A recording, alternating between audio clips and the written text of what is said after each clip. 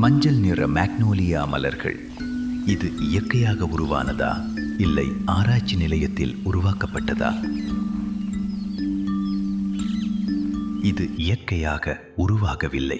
1950ஆம் ஆண்டு அமெரிக்காவின் புரூக்ளின் தாவரவியல் ஆராய்ச்சி நிலையத்தில் 3 பெண் விஞ்ஞானிகள் நீண்ட ஆராய்ச்சிக்கு பிறகு மஞ்சள் நிற மேக்னோலியா மலர்களை உருவாக்கினார்கள். ஆசியாவை பூர்வீகமாக கொண்ட மேக்னோலியா மரங்களையும் அமெரிக்க இன மரங்களையும் கலந்து மஞ்சள் நிற மேக்னோலியா மலர் மரங்கள் ஆராய்ச்சி நிலையத்தில் உருவாக்கப்பட்டது. மஞ்சள் நிற மேக்னோலியா மலர்களை பார்க்கும்போது நம் மனதில் மகிழ்ச்சி, நம்பிக்கை, புத்துணர்ச்சி ஏற்படுவதாக மனவியல் ஆராய்ச்சியாளர்கள் கூறுகின்றார்கள். நம் கண்களுக்கு விருந்தாய், நம் மனதிற்கு அருமருந்தாய் காட்சி தரும் இந்த அழகிய மலர்களைக் கண்டு ரசியுங்கள். நம் மனதிற்கு மகிழ்ச்சியை தரும் இது போன்ற அழகிய மலர்களை கண்டு ரசிக்க கலைஞானி ஃபிலிம்ஸ் சேனலை ஒவ்வொரு வாரமும் தொடர்ந்து பாருங்கள்.